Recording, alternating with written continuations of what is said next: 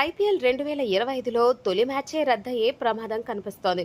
ఈ మ్యాచ్ జరిగే కోల్కతాకు అదే రోజు ఆరెంజ్ అలర్ట్ జారీ కావడంతో అభిమానుల్లో ఆందోళన నెలకొంది.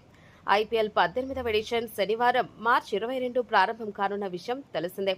తొలి మ్యాచ్లో defending champions Kolkata night riders, royal Challengers Bengaluru మధ్య జరగాల్సి ఉంది. అయితే నగరానికి భారీ వర్ష సూచనలు వస్తుండటంతో ఈ మ్యాచ్ రద్దవడం ఖాయమన్న అంచనాలు ఏర్పడుతున్నాయి. ఈ మ్యాచ్కు ముందు ఘనంగా ఓపెనింగ్ సెరమనీ కూడా జరగాల్సి ఉంది. అందులో శ్రేయా ఘోషల్, దిశా పటాని లాంటి వాళ్ళు పర్ఫామ్ చేయబోతున్నారు. అయితే ఇదంతా ఆ రోజు వర్షం కురవకపోతేనే సాధ్యమవుతుంది.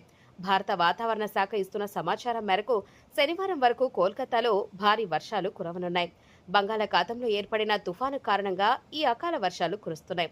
దీంతో మ్యాచ్ జరగడం అనుమానంగా మారింది.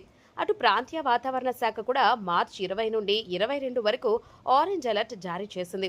తొలి మ్యాచ్కే ఇలా వర్షం ముప్పు పొంచి ఉండటం అభిమానులను ఆందోళనకు గురిచేస్తోంది. ఇక్కడ ఈ రెండు టీమ్స్ 12 మ్యాచ్లలో తలపడగా 8 మ్యాచ్లలో కేకేఆర్ గెలిచింది. ఈ నేపథ్యంలో తొలి మ్యాచ్ సమయానికి వర్షం ఆగిపోవాలని ఫ్యాన్స్ ప్రార్థిస్తున్నారు.